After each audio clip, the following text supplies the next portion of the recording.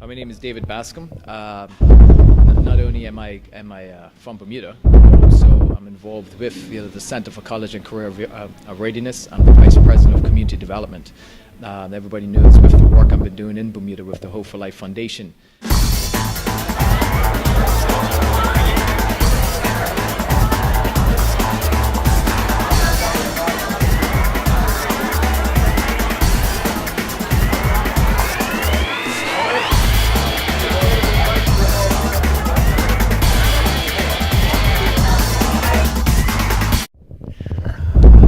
Kevin Beard. I'm the chairman and senior faculty at the Global Center for College and Career Readiness. And today, with the help of Hope for Life and the sponsorship of many organizations and community groups across Bermuda, we had the launch of the Bermuda 100.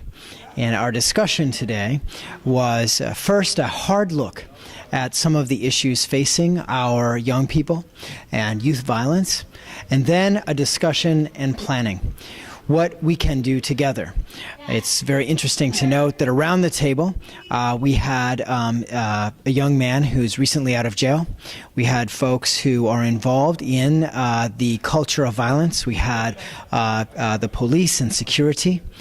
We had educators, we had other community organizations. Because the thing that we know is that if we are going to be successful in tackling these new challenges, we need everyone in the community.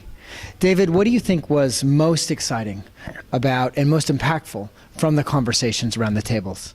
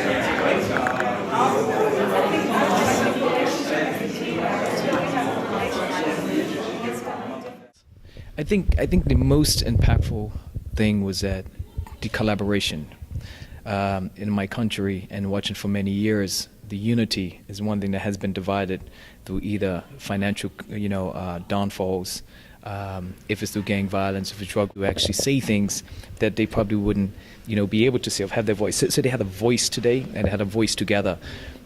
Watching as we move forward, the information that we got, and just getting from the people coming up to me afterwards is that this is probably one of the greatest experiences I've ever experienced. And I've been to many workshops, and they said the reason for it because I was sitting around a table with somebody that doesn't look like me or doesn't work in the same job as me.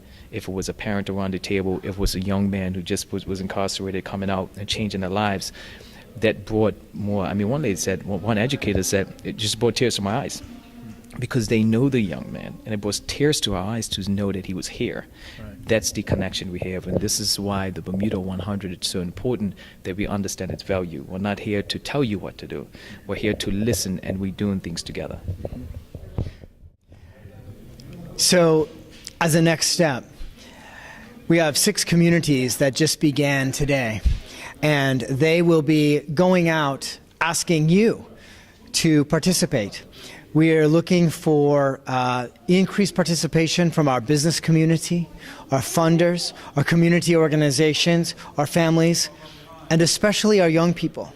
The leaders today who knew the most, who were the smartest, were actually the kids at the table as we move forward, not in a workshop, not in a training, but in a year-long planning process for how we as a community come together to tackle these problems. I think it's great, and one thing I do want to say is that Kevin is very interesting, because the one thing they did mention about when a lot of groups come into our island, and a lot of them come in and tell us what to do. Right. They have been very, very open, and there's been a sense of trust. And I think we've been down here about 3 or 4 times now, even much more within the 16 months. And now they got a sense of trust. So they trust you. And before you know, I think they're going to be calling you Bermudian now. So on the behalf of actually even Hope for Life and, the people of Bermuda, I want to say thank you very much, because it's without even the heart you're giving behind it. It's not, hey, let's just come down. You have really put a strong stakeholder in helping to develop this community.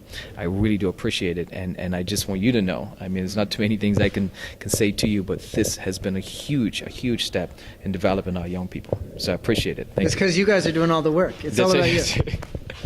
All right. Good.